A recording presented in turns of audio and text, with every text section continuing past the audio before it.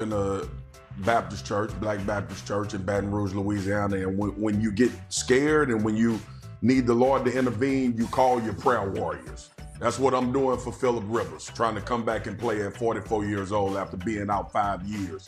I'm nervous for him because he plays the Seattle Seahawks this week. And if anybody has seen that defense play, I'm not sure if that's where you want to be if you're a good quarterback that's been playing and having reps. Not sure how this is going to go. Riley Leonard may play, but Phillip Rivers coming back after 5 years, all I'm doing is summoning the prayer warriors that when he leaves this season, he can leave out the way he came. Can I say this real quick, y'all? Yes, go ahead. Jay, can I say this real quick? I need to say this. Ladies and gentlemen, Marcus Spears is not joking.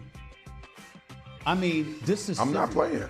The man is 44 years old. He's a grandfather, and he has been away from the game for 5 years. We keep talking about, oh my goodness, he's been away for 5 years. He's older now. And then we bring up as an aside that he's going up against an elite defense like the Seattle Seahawks. You know what I'm going to ask America to think about? And Swaggo, I'm going to say this to you, and you're going to nod your head with affirmation. Don't just think about the Seattle Seahawks defense being elite. Shay, Swagoo, how about this? How you think Seattle's supposed to feel? You think those grown-ass men who are elite, how do you think they take to you thinking that you can get a grandfather that was coaching in high school kids that's been retired from the game and just straight off of that, he ain't had even a week of preparation, and you gonna throw him on the field against us? Think about this. When you look about the Texans, you think about Hunter and Will Anderson and how ferocious that defense is. Could you imagine how Seattle is going to come at this man? Forget if they don't sack him. How about if they just hit him? How many hits you think he can take?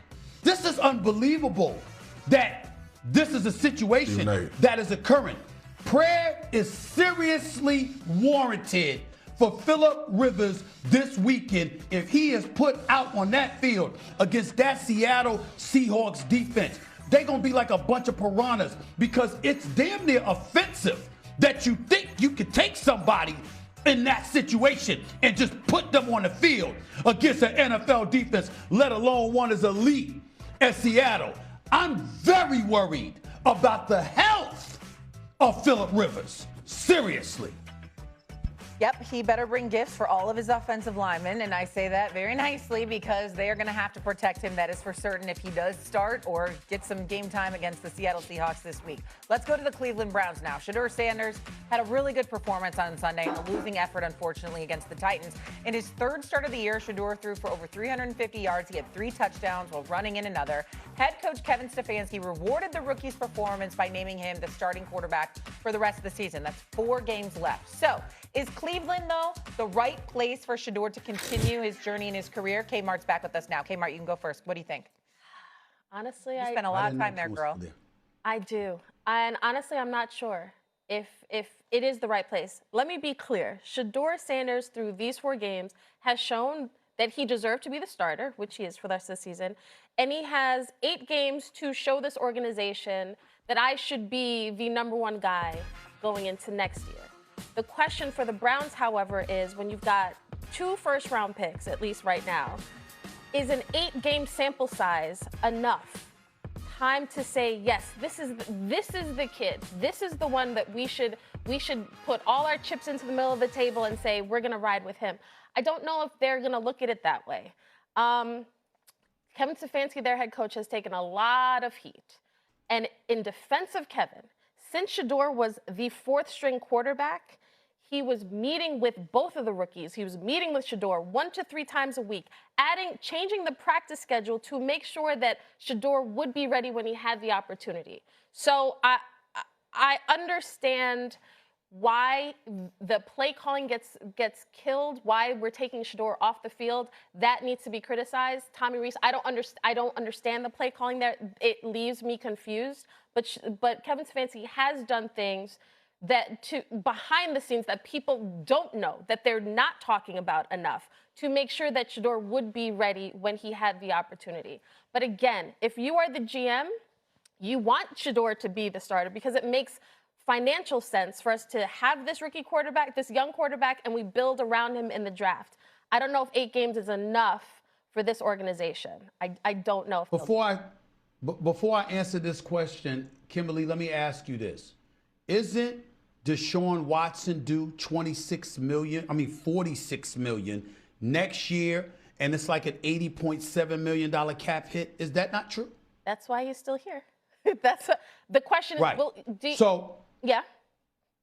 I'm saying they can't get rid of him for next year. I mean, they can't do anything with Deshaun Watson before 2027. Is that not correct?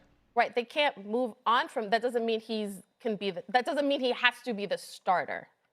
He's here. Yeah, but what I'm saying is we all know that if you paying the man $46 million and he's an $80 million cap hit, you ain't gonna sit him on a bench for Shedeur Sanders. So the reason I'm bringing that up and I asked that question for confirmation is because my answer to this question as it pertains to Cleveland being the right place for Shedeur Sanders is absolutely not.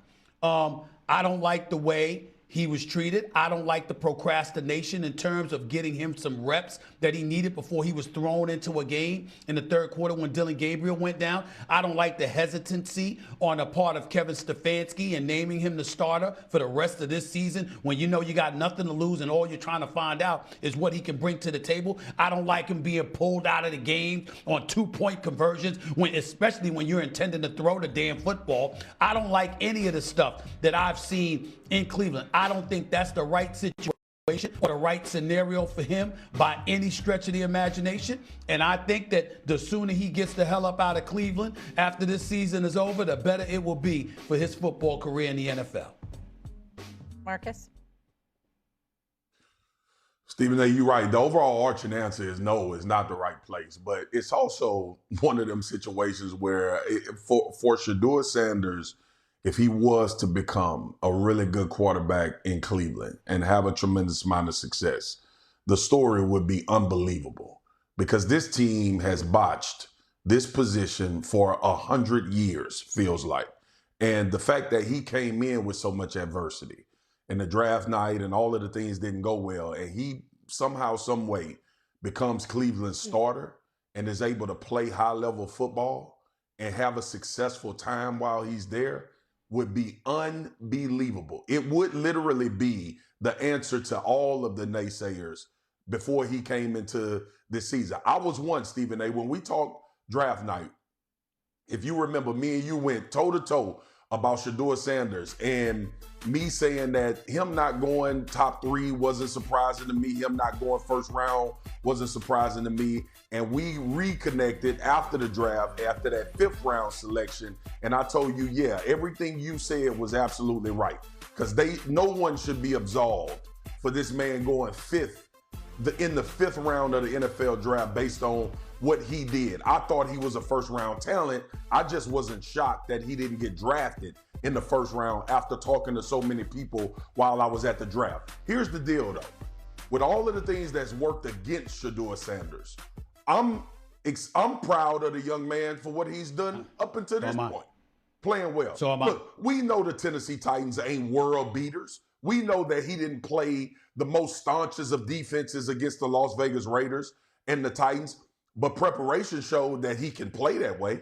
His preparation and being treated as the starter and being prepared to play showed that he can go out and execute, obviously, what they wanted him to do so. So this is about buying more opportunity after more opportunity after more opportunity. And honestly, that's the way of the NFL when you're not a top draft pick at quarterback. You don't get the benefit of the doubt. You don't get the excuses made for you about, well, let's give him more opportunities and he'll get better. I think saying Cleveland is the right place, I'm not sure if I want to go that far, but it would be a hell of a story if he balled out as the Cleveland Browns quarterback with everything that's transpired around him. I want to bring something up. I feel like this question should maybe say, is Cleveland the right place for quarterbacks? Period. We've seen the mess that's happened with Deshaun Watson. Yeah. Complete disaster with from the contract to what's transpired on the field. Kenny Pickett and Joe Flacco got first-team reps in training camp. They're not even on the team anymore. Then you have Shedeur Sanders saying he never got first-team reps. Yeah. The quarterback room had 2 rookies that didn't know how to divide it. It's been a disaster. Shay, everything you say is right on point, and you still missed it. Let me help you out. This is the 11th starting quarterback under Kevin Stefanski in 4 years. 11. 11. So Kimberly, when do we look? Yes, he's a 2-time coach of the year. Yeah.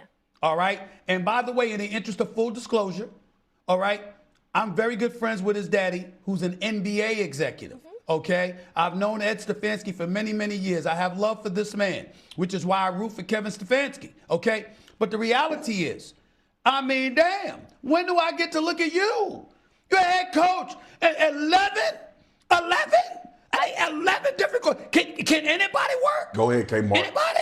So here's the Go problem. ahead, K. Mark, because I know you want to say something. The Deshaun Watson trade, that is the big albatross that has handcuffed this organization. Not just from who's our quarterback, because Deshaun didn't play well and then he got hurt multiple times, but now you gave up multiple years of first-round draft picks. So when you look at this team right now, they're playing a bunch of rookies who are playing fantastic right now. But part of the issue is that they had Deshaun Watson. That didn't work out. So you're constantly, I just feel like this organization hasn't been on the same page. There was the Dylan Gabriel and the drafting of Shedeur. I think you're looking at Shedeur like he's still there. He could develop into something, which he has, right? But you could argue when listen, I was supposed to cover the Browns in the draft this year, and when I saw them take Shedeur on top of Dylan Gabriel, I was like, this cannot work. Because you cannot develop 2 guys at the same time. And in credit to Stefanski, he tried to. Yes. Well, see, hold on, Swag. See, Kimberly, that's you being nice. That's you being nice, and I don't knock you. You're not wrong. I'm not saying you're wrong, but it's you being nice, and here's why. I understand Deshaun Watson, $230 million guaranteed, strapping an organization. We're not talking about how the Browns look collectively. We're talking about a head coach that can't seem to get any quarterback to work for him. 11 different starting quarterbacks in 4 years? Here's when I brought up the play calling, because in the last couple of years, Kevin has been the play caller, then he's given up play calling. They had Ken Dorsey here. Now it's Tommy Rees. And so when Stefanski says all the play calls, taking Shedeur, it's on me, it's like, are you the one calling that play? Because I don't understand why you would take Shedeur. But it is on him, Kimberly, because he can't find. It is on him if he can't find the right person to make the calls. I agree. The back That's him. Him not calling the offense, not having ownership of what is going. It's a lot. I totally understand. It's a headache. Okay, they have 11. They had 5. Can I get in here this year in the same quarterback room? 5. Can I get in here? Go ahead. Can I get in here, Shay? Yes. Can I get in here? I love this conversation that we having, and I love that we're talking about the 11 quarterback. This ain't new in Cleveland. This ain't Kevin Stefanski. This been going on. They done had 1,000 quarterbacks since 2000. 1,000. So we could. This is the Stefanski era of screwing up the quarterback position. Actually, there's a guy in Tampa Bay by the name of Baker Mayfield that has proven he can play quarterback in this league. And when he was in Cleveland, I was so hard on Baker Mayfield because he looked like he couldn't play football. He had a great rookie season, a lot of things going on. This is organizational. This ain't Kevin Stefanski only. Now he's playing his part because it's his time in the long movie role of the Cleveland Browns. Okay. But this guy has been a playoff. This guy's been a playoff head coach. Yo, bro. He's had success here before that Cleveland didn't see. This is organizational, Stephen A. Against my Steelers. Okay, won one playoff game against my Steelers, but Baker Mayfield is quarterback. Fine. Before he got there. But I got it. But what I'm saying to you is that you were hired to fix it. I mean, damn. I get to look at you and say, yo, what's up? When I'm talking about 11 different quarterbacks in 4 years, clearly you're the one that's struggling with finding the right guy behind center as of late. Yes, organizationally. Stephen A., they paid. Come on down. I understand, Stephen A., but we you're- said on this show, go ahead, K. Mark. I just think Go ahead, even K. you're Mark. glossing over, you're making Deshaun Watson a footnote to the story when that entire this is big. situation, when you don't have draft picks, you cannot infuse the roster with the right amount of talent. So not only do you have a quarterback who's not playing well, who also is hurt, now you're scrambling with backups. The roster has not been that good offensively, and now they finally got some first-round picks, and look at them. Look at the young kids they have right now. Hold on, Kimberly. I'm coming right back at you. I get it. Fair enough on the Deshaun Watson point, my dear. Here's the problem. Before there was Deshaun Watson, you had Baker Mayfield. Like Swagoo said, we were tried at him for having more progressive commercials than wins at the time. We didn't know if